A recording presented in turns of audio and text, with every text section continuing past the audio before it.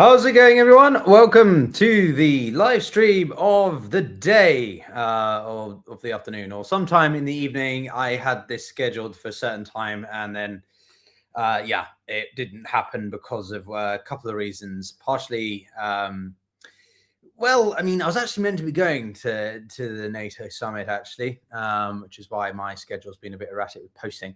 Then it didn't work out. So I had made other plans consequently, and it's just been a bit of a hecticism on my side trying to get things. But anyway, bottom line is what I wanted to do in this live stream, which will be partially done with a guest, Giorgi, who will be Revishvili, really will be joining us momentarily. But yeah, it's I thought I would try to do streams occasionally when we have current events, big summits of these natures happening, to sort of review, if you like, assess, take stock of what's happened during that day's proceedings. And this is the first day. I mean, a lot of the leaders landed around lunchtime, mid-morning. And first off, this is in Turkey. So this is a big win for Turkey, but also a questionable one in terms of Turkey's always a unique country within NATO, its relationship to the rest of the alliance. It's the second largest standing army. Its pivotal role within the Middle East, but obviously the gateway to Europe, or what some people argue is the gateway to Europe from a migration standpoint. So it's quite a uniquely placed country. But bottom line for Turkey is the interest Erdogan has about seeking F-35 Raptors, as well as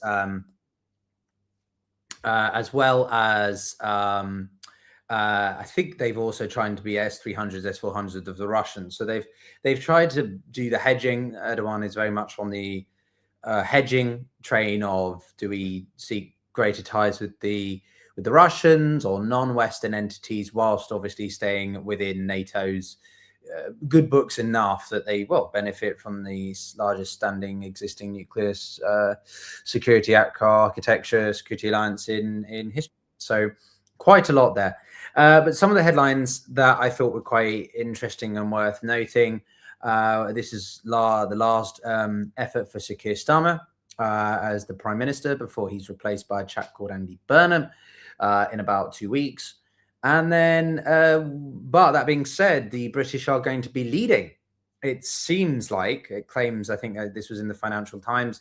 I'm going to do a video on that tomorrow if you're interested. So, and you're new here, then do subscribe if you want to see that sort of stuff. But yeah, going to do a coverage on what is apparently going to be the Europeans' first concerted effort to develop their own long-range capabilities, independent of the United States, which is quite a big, again, it's conceptual, but think of this a year and a half ago, whilst, when Biden was in office, the Europeans largely sort of just going along, not much. The pledges are definitely growing.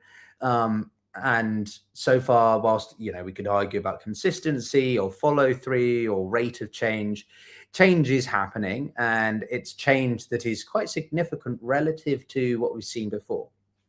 It's all relative. And so for the Europeans to be even talking about long-range strike capabilities, that's quite a big deal. There isn't a time horizon put on this. It's just a pledge. But the UK is going to be leading a cohort of several nations to do this. Then, of course, the Germans, I think it's now 800 billion euros. They're going to be seeking in debt to, or whatever, they're going to borrow $800 billion to fund deepening their military reindustrialization or remilitarization. That's huge. This is Germany we're talking about. I read an interesting article from the Daily Telegraph earlier, which is very critical of Germany or worrying about the propensity for them to sustain this. Friedrich Merz, who's the Chancellor and took over last year, he's trying to do things, but the macroeconomic outlook of the global economy with tariffs, the war in Iran, supply links, lack of demand is a problem for Germany. And it's hitting Germany in two places that it's never really been affected by. It's always been the leader of in the rest of Europe, which is growth and inflation. They likely will go to 3% inflation, which for Germany is quite a lot. And as the engine of Europe, that's obviously not great, or is problematic, because if the rest of Europe wants to sort of deepen industrial output, military capabilities, Germany is obviously going to be critical to that. But there's still quite a lot of, I think, resistance and obviously, well, understandable apprehension about militarization given the past 100 years. So it's things look relatively balanced, if you want, on the surface, but it's quite difficult. And I see we've been here joined by Giorgi. Giorgi, hello, how are you? Doing well. Thanks for inviting, Pyotr. No, it's good to see you. Sorry, I think my sound was muted, so I usually get a ping when you come into the room, and I didn't hear that, so didn't mean to keep you waiting there. But yeah, it's lovely to have you on the program. We are streaming to Substack, so as well, so I think you can join on. I've sent you a co-host link if you want to join it as a host. But otherwise, yeah, I was quite interested to get your take on quite a few different things. As you heard, I was sort of going through some of the key developments over the past few hours this afternoon from the NATO summit. The other couple of things I just wanted to mention to the audience was the comments by Trump again. He seems to have been completely moved on from Iran now, and Cuba and Greenland are back in the firing line. Greenland should definitely become the 51st state. And then, of course, the primary thing to probably break down is Zelensky's speech, which was very notable. There's quite a lot of developments on the Russian side. I've just posted a video about half an hour ago, guys, about the Russian setbacks and how that plays into the NATO summit. So if you want to watch that after this stream, then you'll find it in the on the channel main page. But Giorgi, I kind of wanted to get your initial reactions to the first day of the summit, and then we can go into some more specific elements of what we've been focusing on. I mean, first of all, thanks for inviting again. It's happy to be here and sharing my thoughts about the recent developments in national security, Russia, Ukraine, and other key issues. It's an important, of course, NATO summits are always important, especially in this backdrop that for the Ukrainians, that they seek air defense systems, but which they need desperately, because we've seen like recent horrific attacks by the Russians that they hit residential areas, and Ukrainians couldn't intercept any single ballistic missiles, which is terrible, actually, and it cost dozens of lives, and killed and wounded, and homes are destroyed.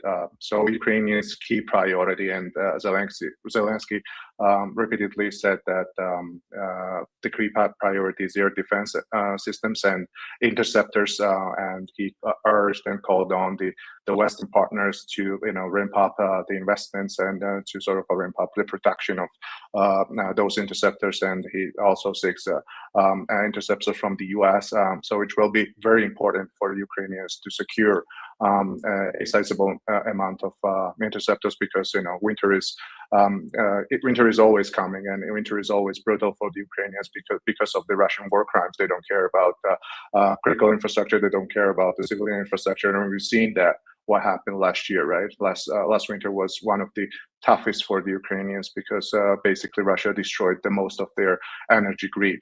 So that would be the key priority, I would assume, for the next couple of days for the Ukrainians, and also the other support that they need. But in the fifth year of the war, Ukraine basically become more of an independent in terms of, they of course need financial assistance, but in terms of production, some of the systems they needed on the battlefield, they are self-sufficient in that regard. But the key issue, again, remains the air defense interceptors, because Russia, and again, referring to Ukrainian military intelligence, Russia still holds a sizable amount of ballistic missiles, and they have been investing money during this full-scale invasion very seriously. So they have the capacity and capability to hit targets in Kiev and make life basically miserable for the civilians there. That would be my key take from the of Russia, Ukraine in terms of NATO. For other developments, I'll also very important. No, what I mean, like in terms of what we've seen in the past few hours. So Ukraine obviously gave this quite important, noteworthy, I don't know, what would you call it, keynote speech of the day, and the key emphasis was that it follows comments that he'd said in the run-up to the summit over the weekend. I think it was talking about this, that the war between Russia and Ukraine is now primarily will be determined by the air, right? Aside from what happens in a non-military context, i.e. the Russian economy, which I think is the biggest factor, to be honest. It's the air campaign. It's the aerial theater, because while the Russians and the Ukrainians have little momentum on the battlefield, and the Black Sea is, well, the Russians lost that a while ago, let's be honest. In the air, it's very much undetermined, and it will be fully determined by drone capabilities.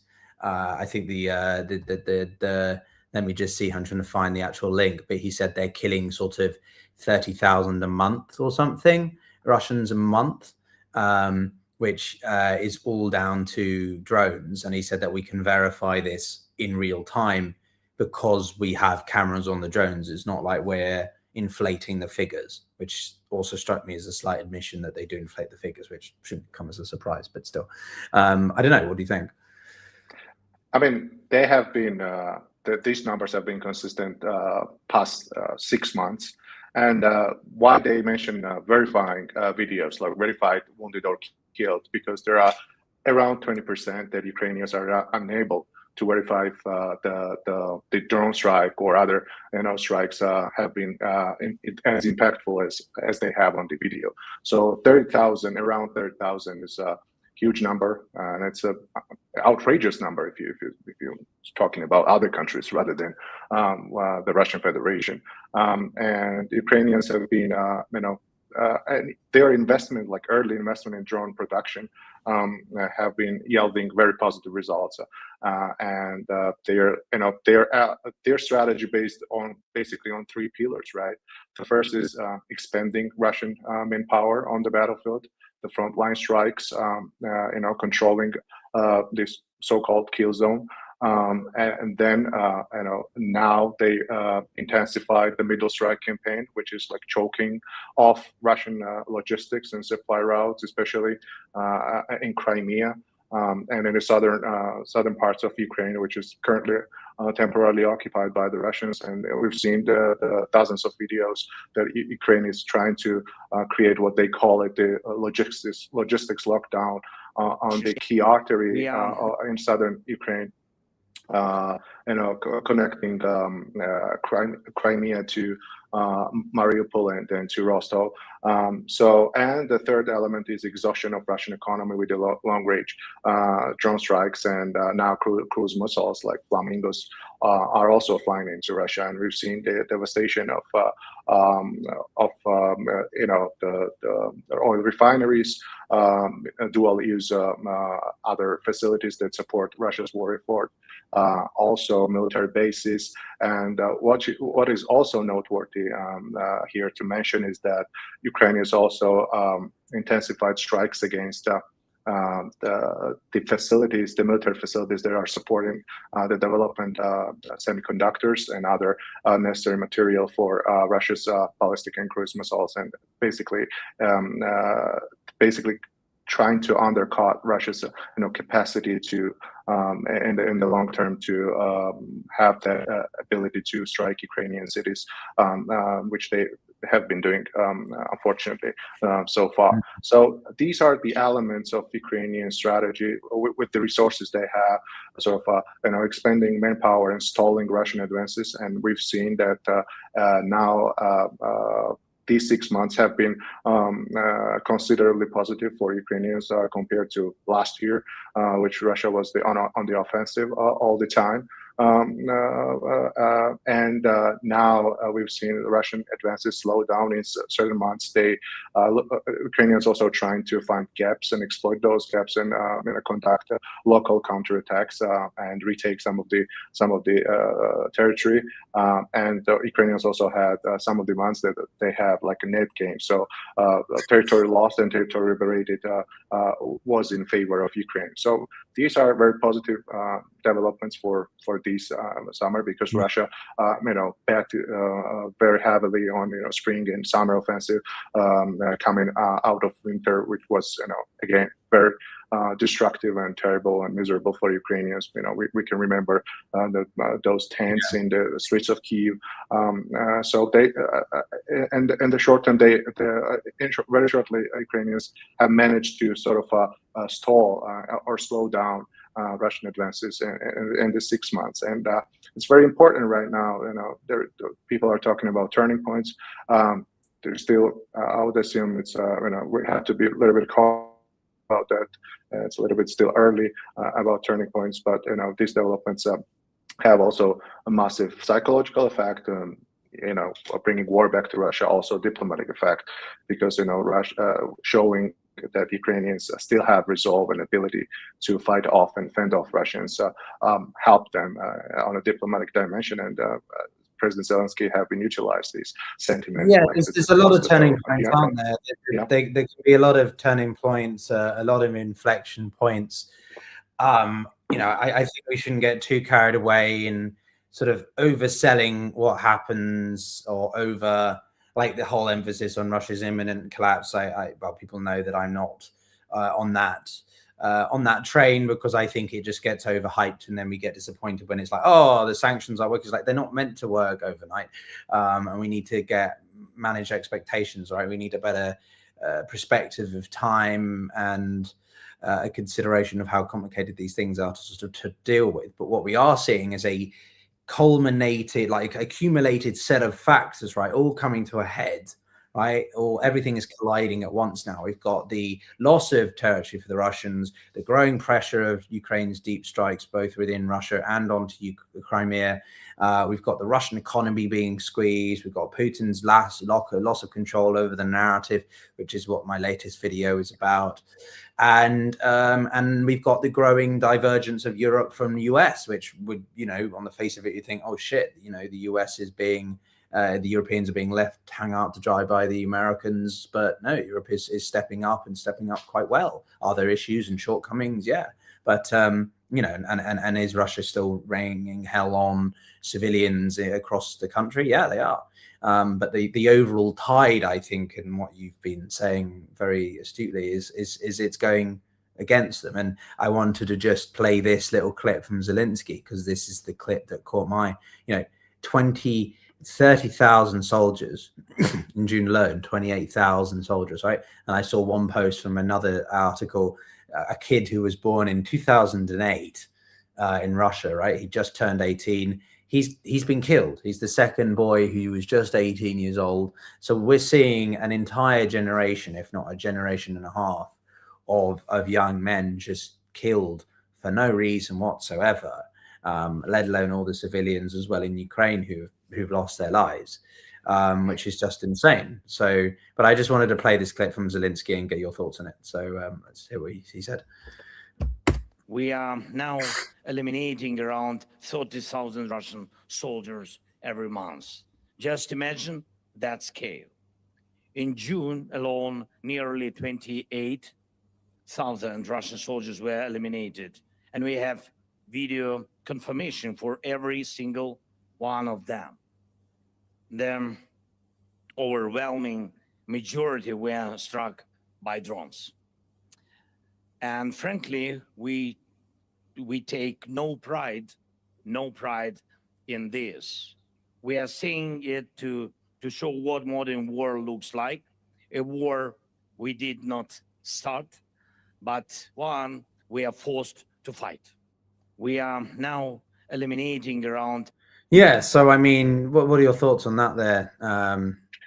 Again, as I said, it has been like for the past 6 months, and we have to give credit as well to new Defense Minister Fedorov, Mikhailo Fedorov, who came in, if I'm correct, in December, and he basically transformed some of the well-needed reforms in the Ministry of Defense, and he started to boost procurements of drones, investing in drones, and there have been some positive changes within the Ukraine's defense ministry and also and the armed forces. So as we've seen, like for a couple of months now, Ukrainians have been steadily killing or wounding around 30,000. Or some months there was 35, even 38, if I'm correct. And now in June it's 28. It's also coincides with the spring because the weather, warm weather, allows, because there's more maneuver, more movement on the front line, and allows Ukrainians to search, detect, and kill and eliminate more Russian troops on the front line, which is sometimes we look at stats and it's just numbers, but to comprehend it's 30,000 human beings. It's unimaginable scale and destruction, and basically Putin is mortgaging Russia's future to just fight off here and Ukraine, because as you mentioned, while lots of generations of Russians are being killed as young as 18 years old, and their economy has been devastated, have serious problems in the long term. So for just it's a fixation for Putin's fixation on Ukraine, because it's still war of choice, because they started it for no reason whatsoever, and they could finish it early, just saying we don't want to continue and find a negotiated end to this conflict. But it still goes back, at Putin's mind. We have to. I assume it's a very dark place to look into. But 7 years of rule, and now he's seeing himself. It's more of his legacy and fixation and being a historical figure. That's why we have seen this devastation, and he's simply on the one hand, I'm not sure he's seeing the full picture, because dictators and the authoritarians like him have squeezed the circle around him very narrowly, and I'm not sure that the intelligence services or the general stuff provides accurate picture of the battlefield, because it's always hard to deliver bad message to a dictator, because it might cause problems to your well-being and safety. And still, I mean, this, as you mentioned, the scale is unthinkable, and this war has been going more than 5 years. It's one of the longest wars in the modern history, and devastation on the Russian side is truly unthinkable. And that's my comment on the figures. It's truly. No, it's obviously difficult. I mean, it's varying. It's a varying spectrum, isn't it? Some people want as many Russians to die as possible because they think it's the only way for Russia to sort of be purged of the impurities or imperialistic concepts, and then there are more, I don't know, other people who think that any loss of life is bad, because the death of young people who've been, I don't know, manipulated or propagandized for many years is not necessarily their fault. There's a lot of debate around sort of why more Russians don't stand up to the government, and is it because they're complicit, they don't care about the war? Do they actually just support the war? Do they just hate Ukrainians, or is it because a lot of them are too scared to? There's debate over that, and certainly it's a pretty sensitive area. But one thing I was quite interested for your thoughts was there was this post by Trump. I mean, I wrote this, but what I thought was quite interesting, and I was curious for your take on, was that Trump is in Ankara for emphasis on Europe to be stepping up and paying more and doing more, etc., which they're doing. But the problem is that they're going to be building a security architecture, as I wrote earlier in a post, designed to function completely without Washington. It's what I said before you came on air, that the British government is going to be leading some kind of effort to develop a long-range missile capability, completely independent of the United States, right? And that, he wanted burden sharing, but he got European autonomy. Those are different things, right? And I think that it shows that, in my opinion at least, and probably a wise decision, at least for me anyway, is that regardless of what happens after 2028 and Trump's MAGA being elected or a Democrat, Europe is going to be completely in a way different place to what it was in the past 50, 70, whatever years, right? Heavily dependent on the US. Do you think that's possible? Do you think something like that could come out of this NATO summit, or is it a bit too far-fetched to you? I think it's a bit early to stress that, but definitely it's a good sign that Europeans are stepping up, which they had to be doing for a very long time before Trump's rhetoric and basically forcing Europeans to wake up, because there have been very the moments in the history in the past 20 years that Europeans should have waken up earlier. 2018 Georgia, 2014 Ukraine again, and what we've seen like after Georgia basically was business as usual, like Germany and France with the Russians. There were no even sanctions. So we started a little bit of unfortunately after annexation of Crimea and the war in Donbass, that steadily started to sort of waking up from this long sleep. But again, it was not enough. I would say not sufficient enough with the alarming bells that was ringing on the eastern flank of NATO and the EU.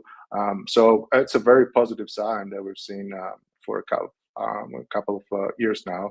Unfortunately, it's better late than never. But it's a positive sign that we've seen. I would assume in the future there's going to be still people will find ways, and the leaders will find ways in these countries.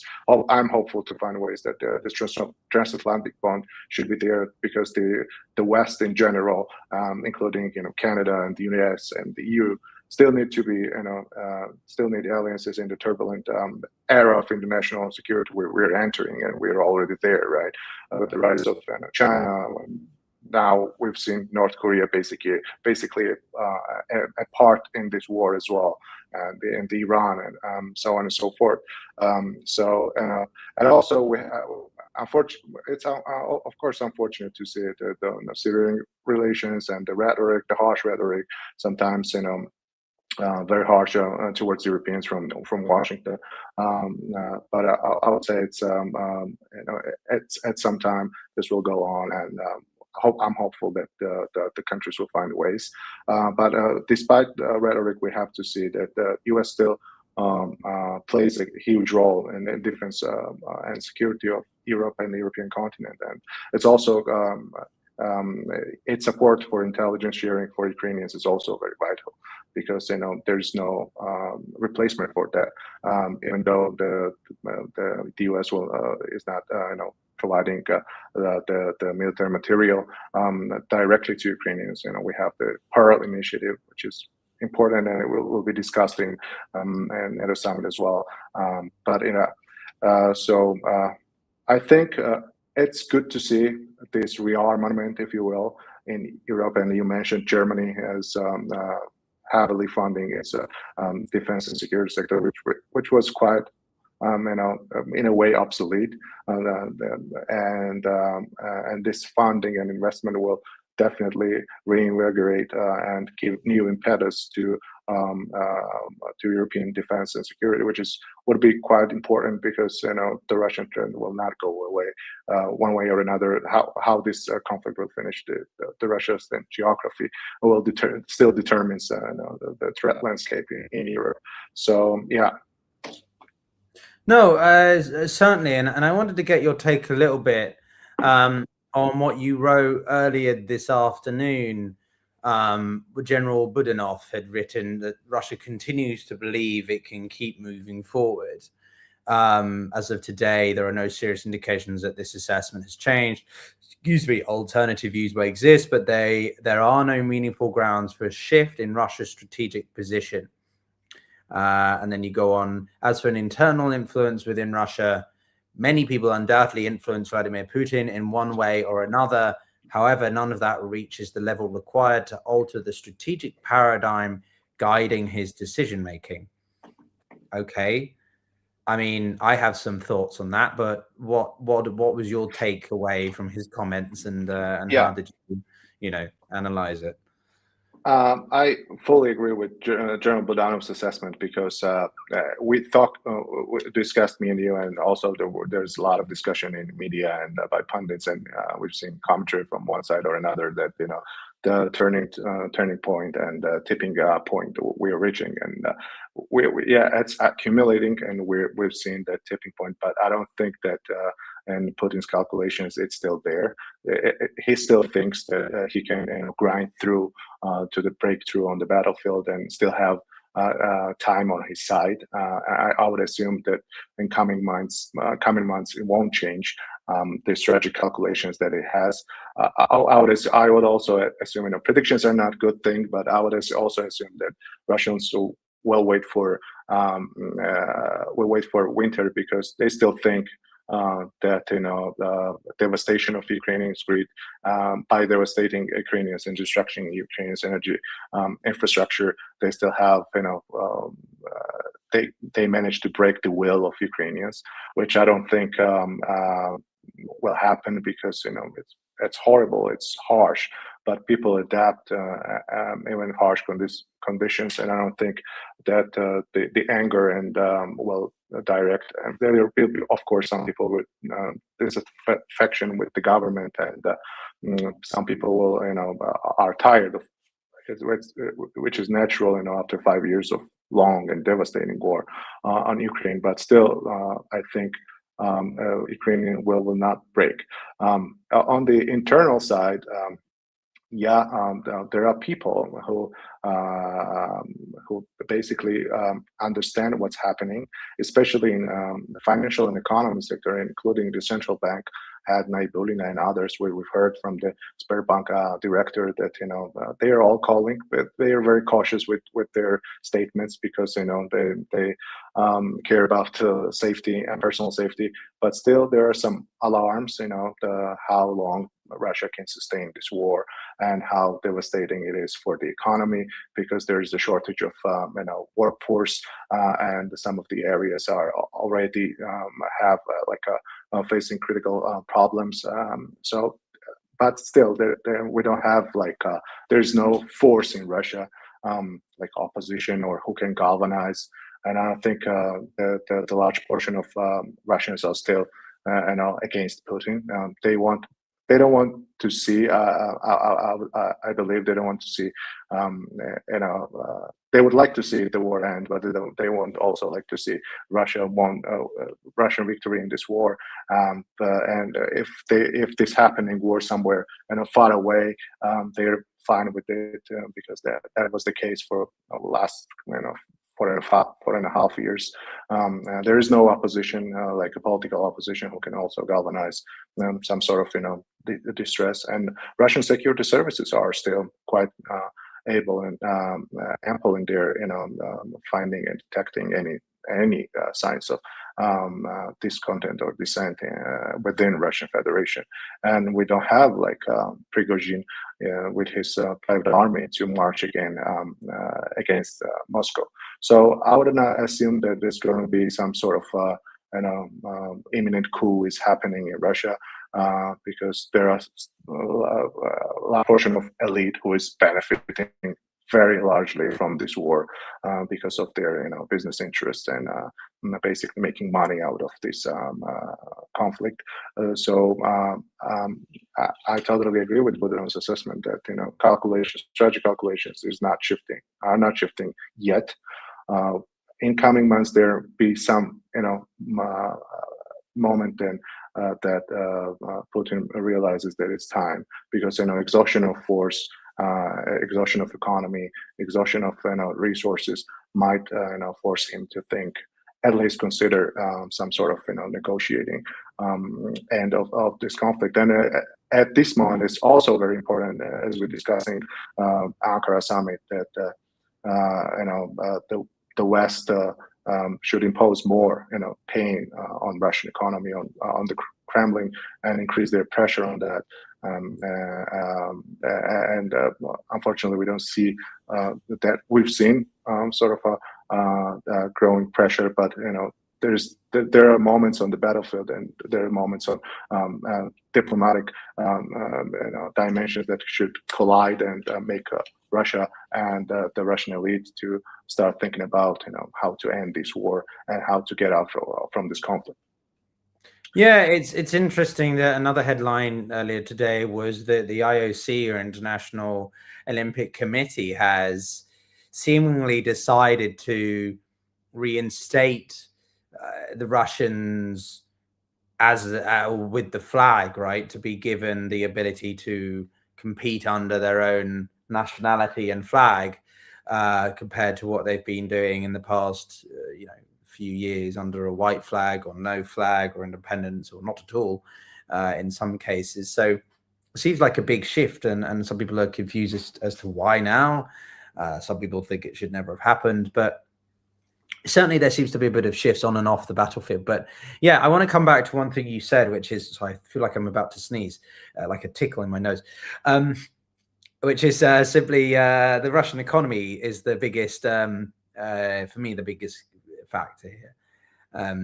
We saw earlier in the week or over the weekend, one of the biggest Russian bloggers, Solomayov, I think it is, was basically saying that we need to take even more extreme measures to destroy the Ukrainians, to beat them, to win the war, to draft more people. And this is something else I said in my latest video tonight, which was that the strategic narrative around this war is shifting from one of a framing of victory to one of a framing of endurance.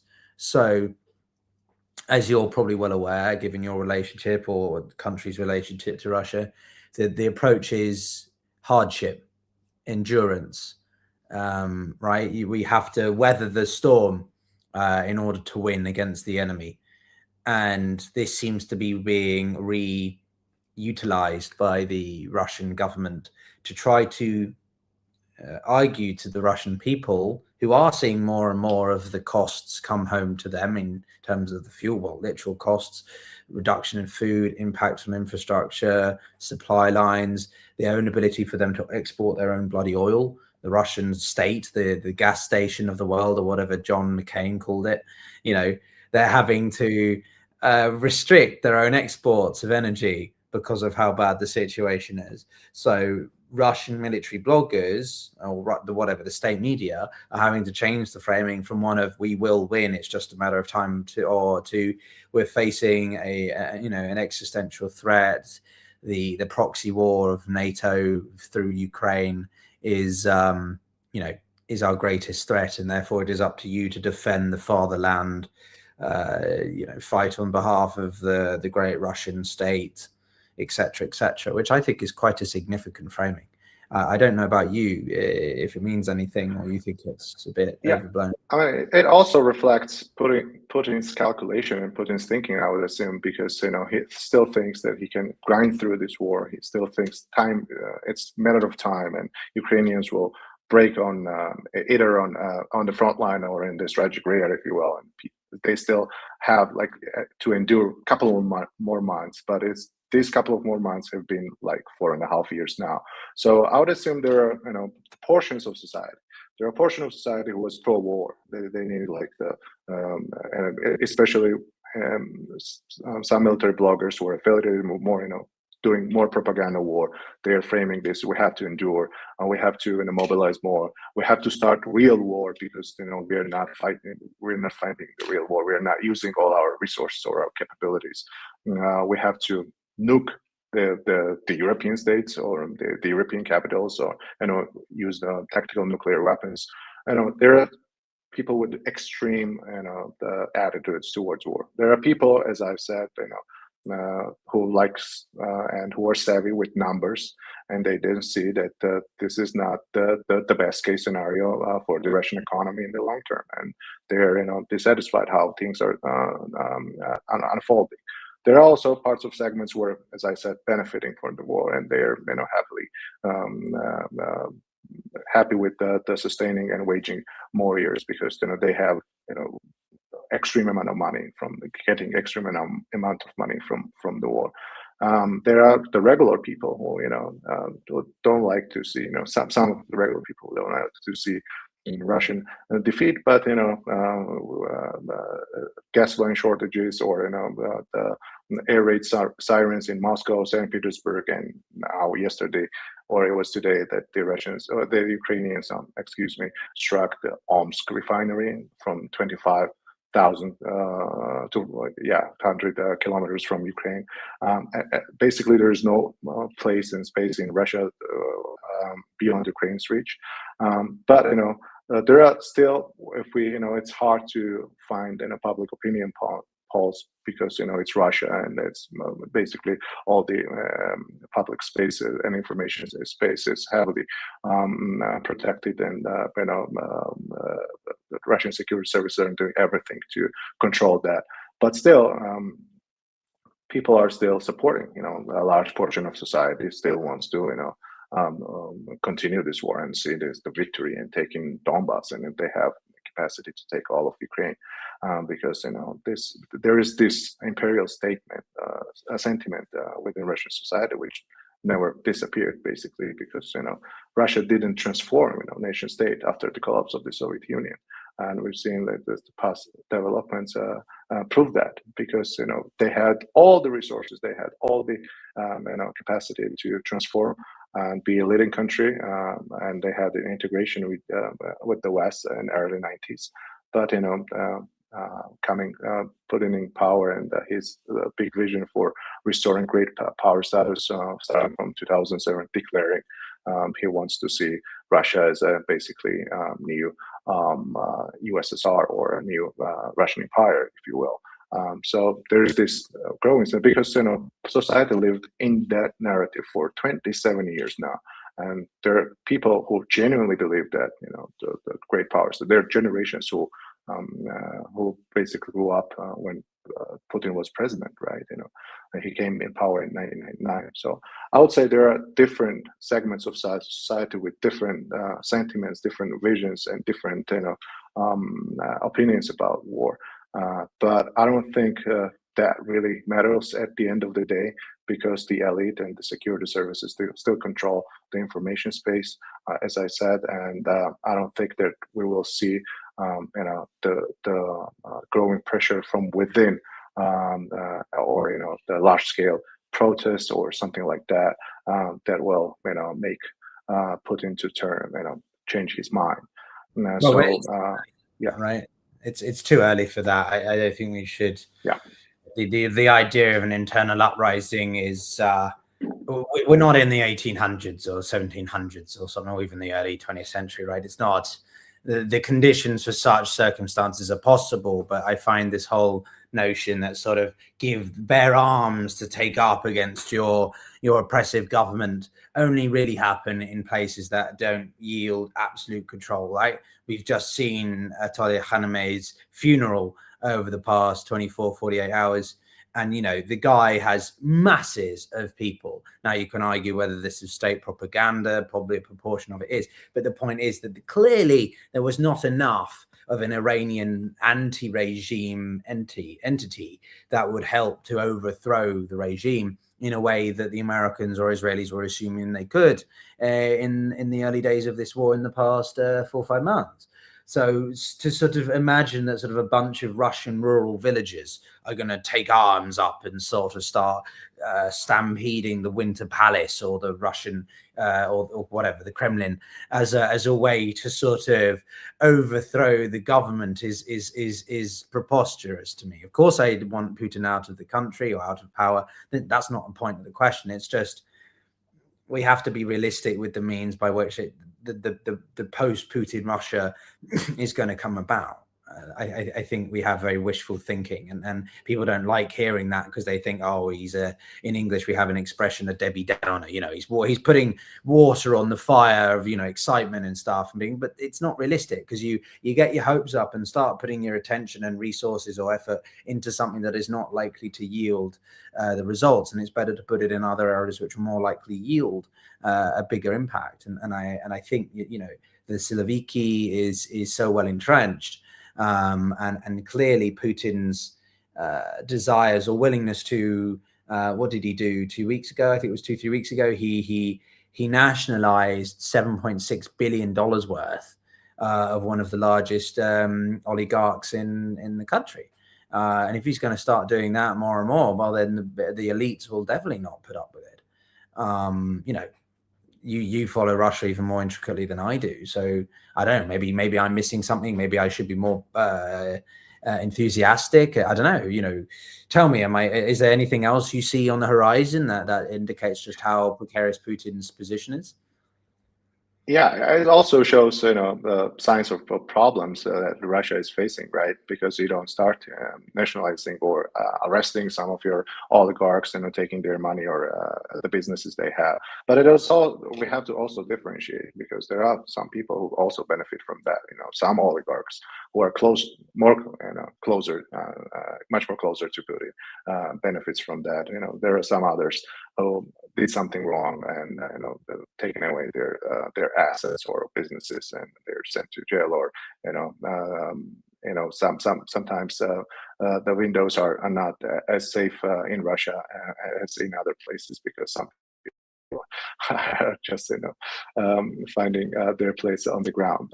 But yeah, I would assume that people or the experts and analysts sometimes concentrate on one puzzle of the big picture, and I would assume that if we going to see sort of a negotiated end, there will be the cumulative effect of all different elements.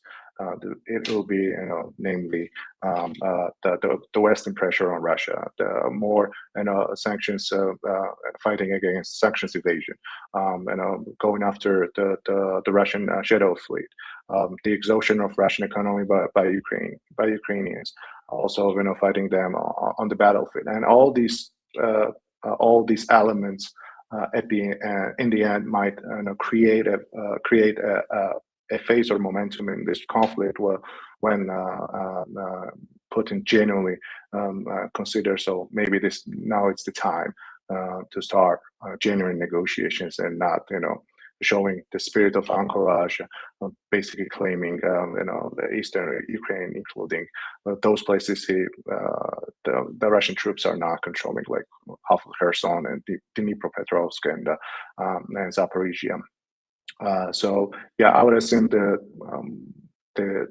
combination of factors will at some point will lead to negotiations, and we have to wait and see. It's not going to happen overnight, and coming months will be very important for Ukrainians, to stand their ground. And I'm looking at the commentary from Ukrainian officers and following their analysis.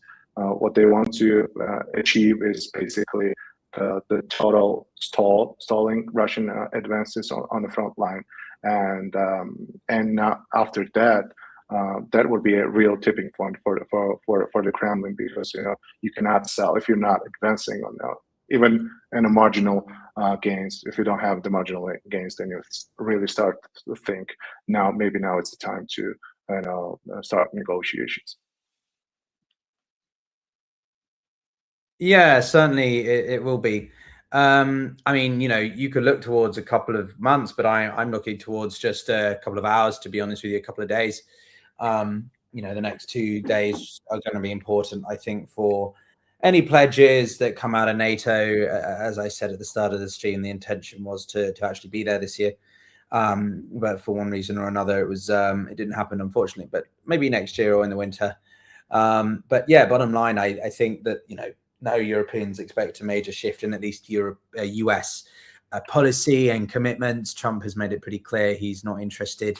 I mean, he's saying the right things, or relative to what he was before, he sounds more sympathetic, and he had a very productive conversation with Zelensky on the phone, but he also spoke to Putin. Not as much indication of how that went down. Zelensky and Trump will meet tomorrow. I think we'll have to take stock of that. Maybe we can have another conversation tomorrow or Thursday evening, Giorgi. But otherwise, I want to thank you for your time today, everyone, for watching. Do check out Russia Analyzed, and subscribe to Substack if you haven't already. Both myself and Russia Analyzed, and we can have a great follow-up conversation. I think Sure. There's a real pleasure. And yeah, I mean, any final thoughts from you on what to watch out for? Thank you, and it was a pleasure talking with you. And I would call on our viewers to please subscribe to Pyotr's project, Global Gambit, and to Russia Analyzed. That's my Substack, and wish you all the best. Thanks very much. Yeah, no, George, you're doing some great work there on sort of daily updates, routinely analyzing Russia internally in a way that sort of I look at it pretty in-depthly, but more from the strategical relationship to sort of the US, China, great power competition, and of course the war. But yeah, everyone, thanks very much for watching. We'll be back online in an hour or a bit discussing the Iran war, and I'll be sharing some of my thoughts more about NATO as well with Gia. But we'll see you soon. Take care, everyone.